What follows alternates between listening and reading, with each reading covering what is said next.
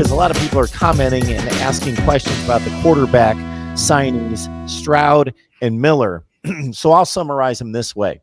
We could go across college football to the elite programs and look at the two deep depth chart on both sides of the football, and you're mostly going to see premium players, but you're obviously going to see 2 and 3 stars that have risen up the ranks and grabbed starting spots on elite football teams.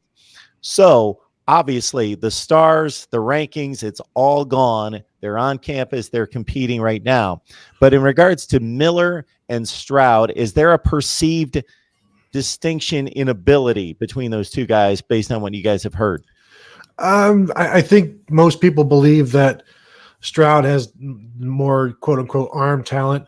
But he kind of came out of nowhere, later in the season and impressed everybody, rose up the rankings. I think he finished as a 5-star guy. Jack Miller has had issues staying healthy. He's had shoulder issues, and I think some people think that he was more of really good as a younger guy and maybe didn't continue that progression. Obviously, Ohio State was more than happy to keep his commitment and sign him. But I think anytime you've got a 5-star quarterback, that sort of just takes over the imagination of the people and certainly the fan base. But when you look at them side by side, CJ Stroud is 6'2", maybe 6'3", and like 185 pounds. And you compare him to Jack Miller, who looks like he's been in the weight room for quite a while at 6'3", 6'4", 215 pounds. They're very different that way. But of course, once the ball starts getting thrown around, then you'll see maybe some separation. But I think it's way too early. I'm not going to go off of stars or whatever. I mean, you can look at the film and CJ Stroud looks really good. But I want to see them throw first, like we did with Justin Fields and Matthew Baldwin. Nobody knew who was going to be better until we started seeing them throw last spring. Yeah, I agree with what you're saying, Tony. I think you look at it and, recruiting rankings are what they are, and they are tilted more toward what have you done for me lately or what can you do for me. And I think as you look, Miller was a guy who I think was on the cusp, if not a top 100 player, maybe coming through his junior year. As you said, dealt with some injuries and was kind of off the radar, I think, for some national people as time went on. Whereas CJ Stroud is a guy who put up some huge numbers at Rancho Cucamonga, I think. Was that his high school? Cucamonga? I may have him confused with somebody else. Yeah. So he put up some big numbers. And the other thing was, I'm not sure he was originally an invite to the Elite 11, and then he got there and was the MVP of the Elite 11.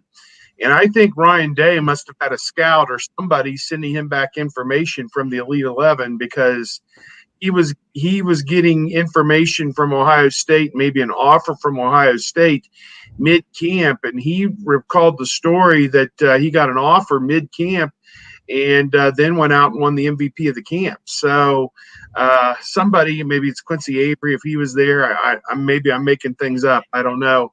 But he has worked with some quarterback gurus on the West Coast and has also worked with Quincy Avery. So perhaps a set of eyes got on CJ Stroud and got the word back to Ryan Day that, here's your Haskins, here's your Fields, here's your guy, that type of guy. And again, I can't equate him whether he's more Fields or more Haskins. I don't know. But, each of these guys is unique in their own right. And I think that's what we're going to delve into this spring, the limited times we're going to get to watch these guys play, whether it's a open practice, a scrimmage, a spring game, whatever it may be.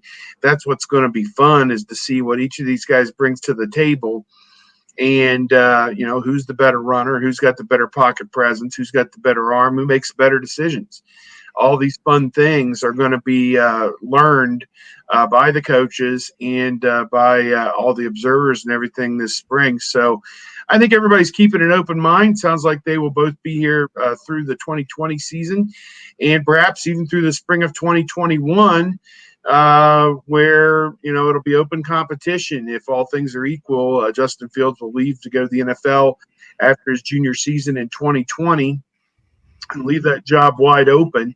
And, I think it'll be curious as whether Ohio State even bothers with Gunnar Hoke getting reps at all this season, or do they just move straight on to the freshmen as the backups this coming season? That'll be interesting. Do either of them play more than 4 games and lose a redshirt year?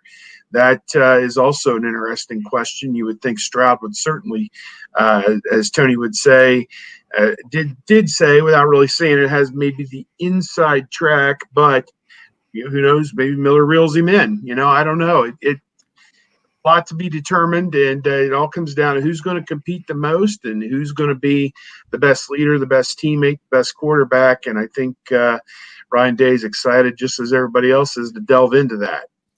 And one of the things C.J. Stroud did say yesterday is he said he's more mobile than people think, and we saw that in one of the high school All-American games where he surprised some people. He's listed as a pro-style quarterback, and yet he was pretty good running the ball, and he said he can do that. He just hasn't had to.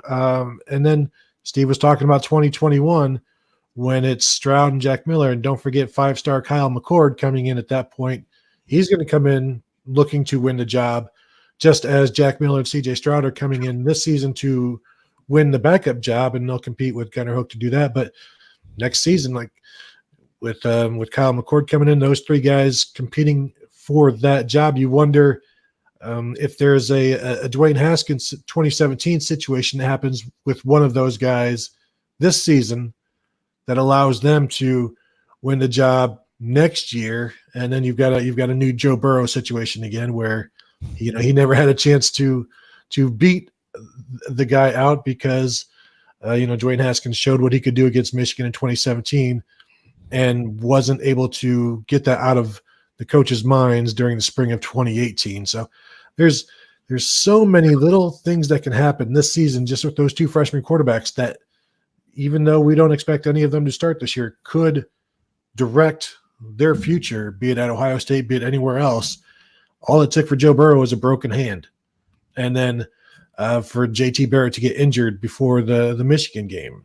So there's just little things that then you have this butterfly effect, and so that'll be interesting to watch this spring, because at some point, the spring game, it's going to be those 2 guys against each other, and we'll see how many fans are in the stadium for that, and that'll be fun to watch. And they're throwing to a bunch of new receivers, so it's it'll be interesting. It'll be I think it'll be enlightening because, as Steve said, can either of these 2 guys take over Gunnar Hoke?